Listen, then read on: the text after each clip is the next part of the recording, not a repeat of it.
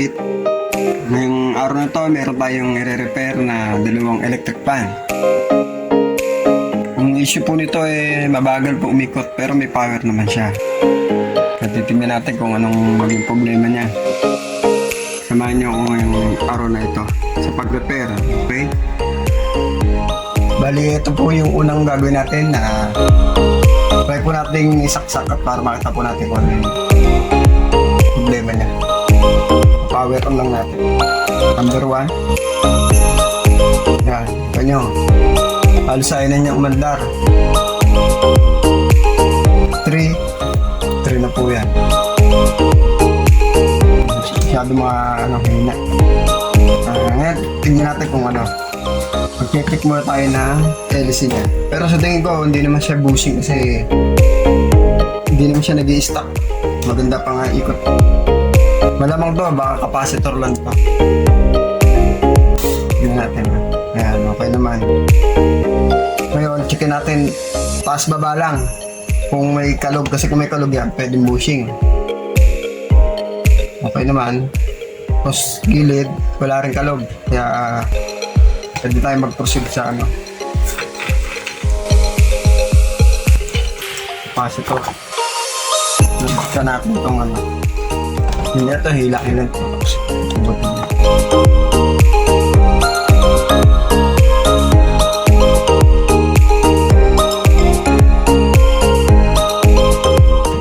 Yan. Ay, ito niya. Pakalinis. Sobrang linis. Kailangan natin ng brush.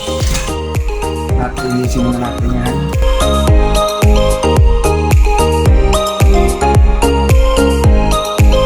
Makikita nyo, nandito po yung capacitor niya. Tatanggalin natin yan para matest natin.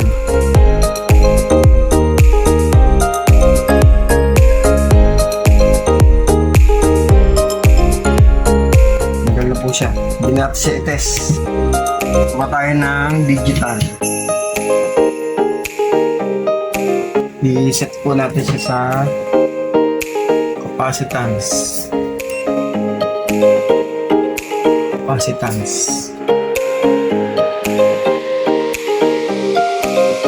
Kabilaan po, kahit magbaliktad, okay lang. Wala na po siya, 166 na lang nanofarad. Kasi napakababa na yan. Dapat yan, 1.5 UF. Ito, nano yan. Kukuha tayo ng kamalit. Ito po yung papalit natin.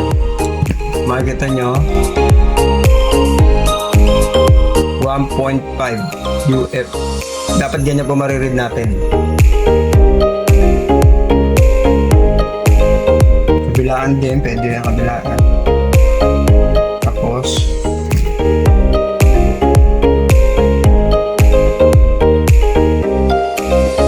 makikita nyo po 1.5 UF.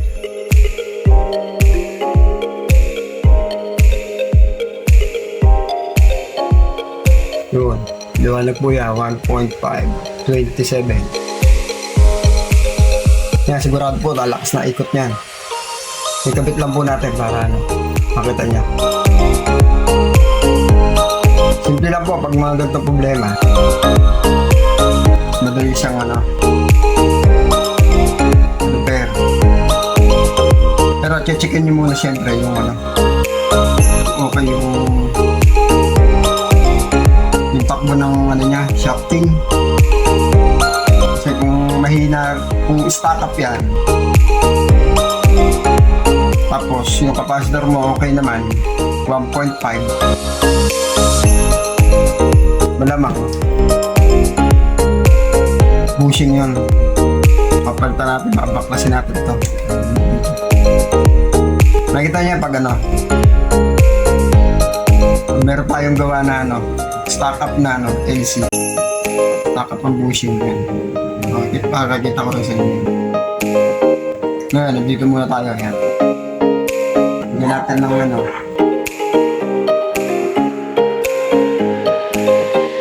para hindi siya magdikit. Usually, ginagamit ko mga shrinkable. Wala pa tayo available. So yun, ayan, iinitan mo lang yan. Kaya hindi siya madaling mag-ano. Hindi siya basta matatanggal. Tulad ng tape. Pag ano yan, nawala dikit. Pwede ko siya matanggal. Kapit natin ito. Yan, testing muna natin. Para makita nyo.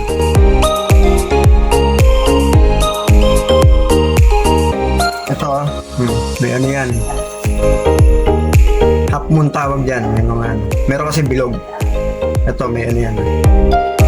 Pinaka-flat. Dito tama nyo na siya dito. Tapos, lagyan natin yung lock.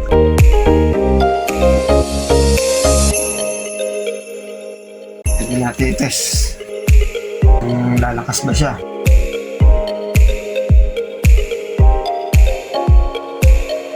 Power na natin ha. Switch on. Yun. Ito po yung pangalawang gagawin natin. Ito medyo to. Mas maano problema nito kasi ito. Ito niya nakatali na siya. Tinali na yung customer. Pero umiikot pa rin naman siya. May power pa rin. Medyo mabagal din siya. Pero ma-check natin kung bakit. Samahan niyo po ako, bubuksan natin ito para kapag-share tayo ng konting alaman.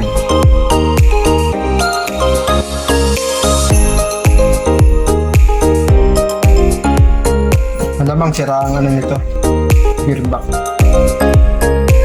Kasi wala na siyang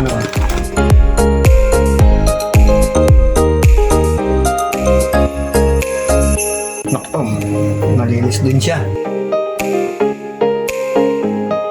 Yun, ito nyo. Gearbox po yan, tawag dyan. Yan, nabasag na. Bakit kasi pag ganitong gearbox, plastic. Pag medyo natuuna mo, kaya nabagsak siya. Yan, yun yung nangyayari. So, tatanggalin muna natin ito. Lilinisan. So, ito po, natanggal na natin. Gagawin natin dyan, papagka natin ito. Yan, meron tayo dito, ayan. Ngayon ito kasi ang switch niya, nandito sa ibabaw ito. Wala, ang gagawin natin, ito, nilipat na lang natin ito. Tanggalin natin ito.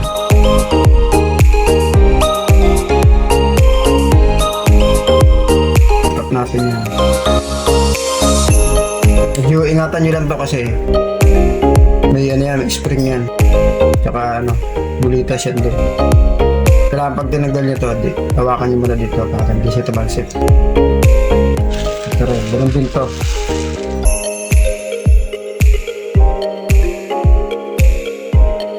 Siguro din nyo ito nakabaon para hindi siya tumalsik.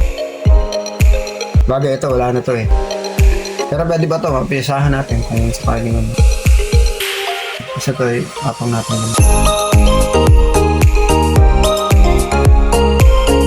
Hindi natin ibalik ito.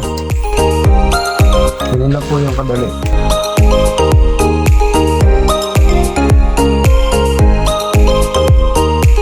Tapos pwede nyo siya ilagay dito. Yung agad. Yung tornilyo po yan. Bali isa, sa capacitor yun, huwag nyo muna ilagay.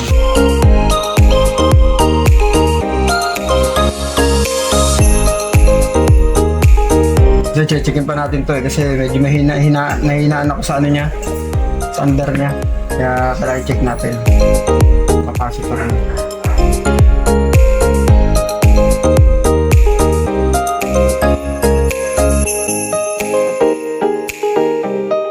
Capacitor.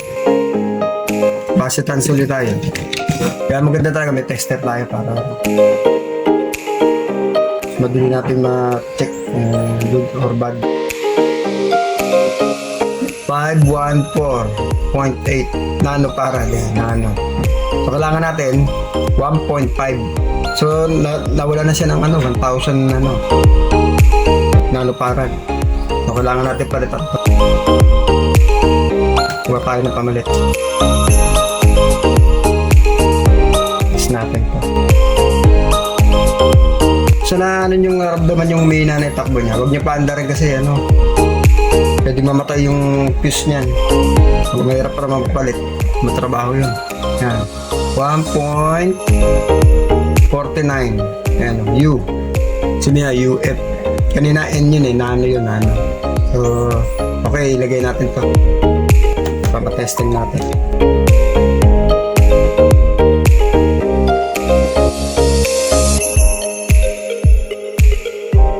Tayo ng ano kasi medyo yung pattern.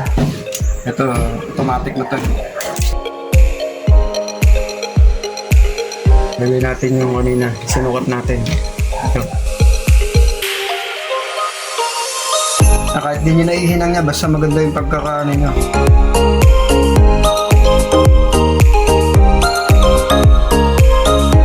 Sagay tayo yung tape. Ito kakalimutan yung tape kasi hindi pwede magdikit. Masira yun. Yan, wala rin polarity ito ha.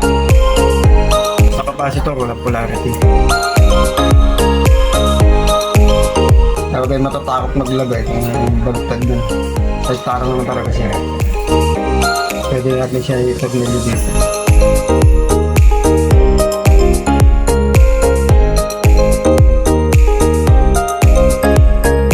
Testing na po tayo. Ito, ilalagay nyo rin itong ano, sa swing niya. Kasi kanina, hindi na gumagana yan dahil ano na eh. Sira na itong ano nyo, gearbox. Natitingnan natin. Yung ano na. Masaya siya. Sak natin. Doon. Bilis na siya. Suswing na rin po siya. Yan.